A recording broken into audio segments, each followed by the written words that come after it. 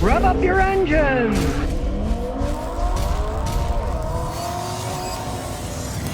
Well, here we go again. Stellantis, which is Chrysler's parent company, has been calling 1.46 million vehicles worldwide. That's a lot of vehicles, right? Why? Because the anti-lock brake system, they say again, it's a software problem, right? They always say it's a software problem, especially Chrysler. Over the ages, I've seen more things. Go back a few decades ago, they always made horrible automatic transmissions. Bring it in, we'll reprogram. They reprogram, they still shift like crap, right? It's just an excuse. That's a lot of cars, man. 1.46 million. So if you own one of those clunkers, go to the National Highway Traffic Safety Administration, type in your VIN number, see if yours is one recalled that has to get a software reflashing because your ABS braking and your traction control system may not work and you might get in a wreck. Now, who knows if the software will actually fix it? They always promise that. A lot of times it doesn't work.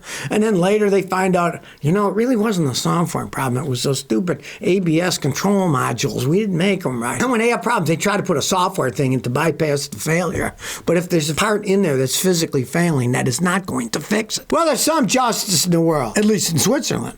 A Swiss BMW driver was hit with a $116,000 tailgating fine because he's rich. A wealthy Swiss lawyer has to pay a six-figure fine for reckless behavior, for tailgating people. Now, he was on a highway behind the wheel of his BMW 5 Series Salon. He's a 58-year-old lawyer. He's got to pay a $116,000 fine. He was following too close near Zurich, going at 74 miles an hour. He was driving a turbo diesel BMW 540D. But here's the hilarious thing. In Switzerland, they have a day fine system.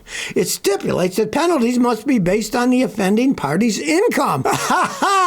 Hey, so I guess if it was the United States, they'd be chasing after NFL players. They always seem to be smashing up cars. They got a lot of money. They can pay fines, right? Now, it turns out that this lawyer, he makes over $2 million a year being a lawyer, so now they're going to fine him. And the hilarious thing was, the guy loses, but he's a lawyer. So what did he do? He appealed it. He tried to say the police didn't read him his rights, blah, blah, blah, and that he has racing brakes on his BMW. The court said, we don't care. We don't care if you have good brakes. You're still paying the fine.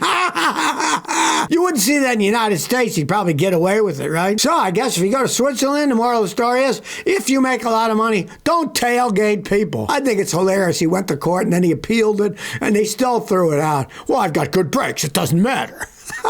Hey, I agree with their little justice system there. These rich people think they can do whatever they want. Make them pay for it. Well, when lawyers get involved, some squirrely stuff comes out. Defense attorneys are trying to blame their clients' fatal driving under the influence crash on Ford's Blue Cruise system, one of these supposed self-driving, if they're not full self-driving, that the Ford Mustang electric vehicle has. I was drunk, I guess. Car's on self-driving. It smashes going 71 miles an hour into a vehicle that stopped. One guy's car was broken. Another guy stopped behind him to help him out, and both of those people were killed. Now, the driver, who was a 23-year-old pre-med student, he's being charged with DUI, tampering with evidence, reckless driving, and homicide by vehicle. This guy's attorney claims that it's not a DUI-related crash because the inebriated driver wasn't driving. The Ford Mustang is driving itself. The lawyer says, in fact, it's a failure of a self-driving driving system. There may not be a homicide by DUI, even if the driver is intoxicated. Trying to blame it on the car and not the drunk guy there. Now, realize there is not a single full self-driving system out there. Even Ford says features are supplemental and do not replace the driver's attention, judgment, and need to control the vehicle. Always watch the road and be prepared. Well, he was drunk and he didn't watch the road and he wasn't prepared. I don't think they got a leg to stand on in this one, but they're lawyers. They'll try anything to try to get their clients off who were drunk while the car was driving itself. 2 people are now dead because this idiot was drunk in his Ford.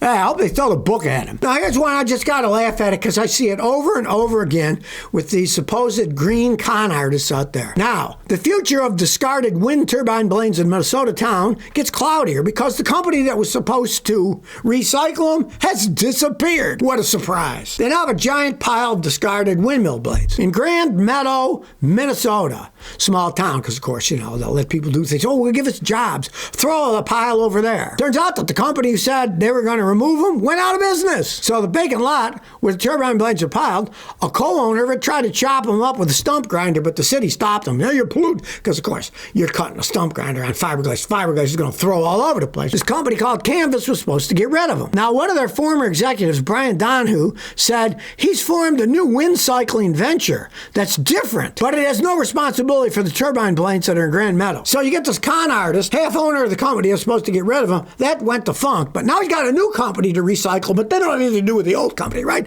These people are just circular con artists. They want government money, then that company's gone, but I got a new company here. Give us your old blades, right? But I'm not doing anything with those old, that was a different company, right? Just scumbags. I saw that in Houston when I was living there for years with construction companies. Construction company go out of business. The next day, the same guy is doing construction under a different name, and then the previous company that went bankrupt, all of their assets sneakily were put into his new company while it was still in existence, the old company, and then when he went bankrupt, there was nothing for the people to take, and he pulled the same construction scams using a new company. And they do it over and over again. And as the city administrator said, these people are all the same old thing. They leave a mess behind when it's not convenient for them. Yeah, they promise you they're going to do something. They pile the blades up, then they leave. Now, when all this stuff started to happen, this company, Canvas, they said, oh, we're going to have action on the lease before it expires at the end of the year. But then they disappeared.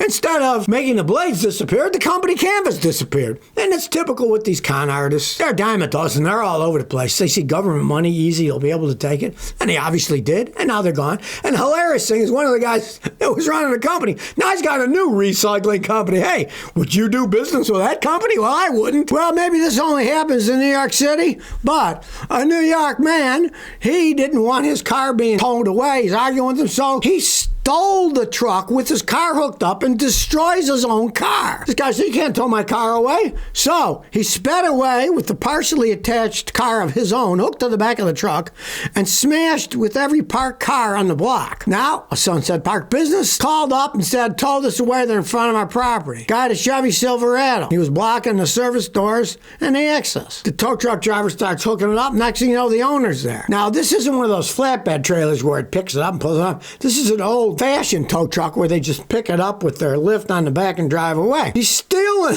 the tow truck with his Silverado hooked up and is swerving all over the place because it's not even hooked up right yet. The driver's door's almost ripped off, starts smacking all the cars down the road. But he finally was stopped by head-on collision with a city bus that he ran into. Then once he hit the bus, the suspect abandoned everything and ran away. And they haven't found him yet. Hey, maybe that wasn't his Silverado truck either. Maybe he'd stolen that. Who knows?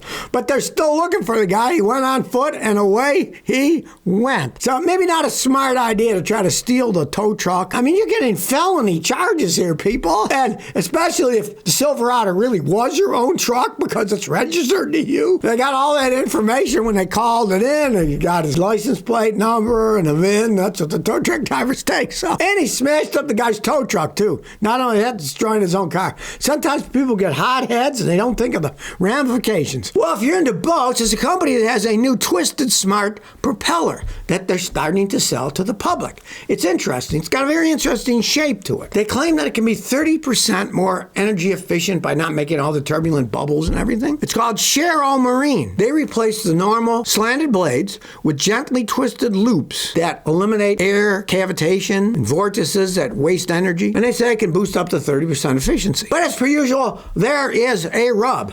Now, originally, these things cost $5,000 for a propeller, a little propeller, right? For smaller boats, it'll be $19.95 for $2,000.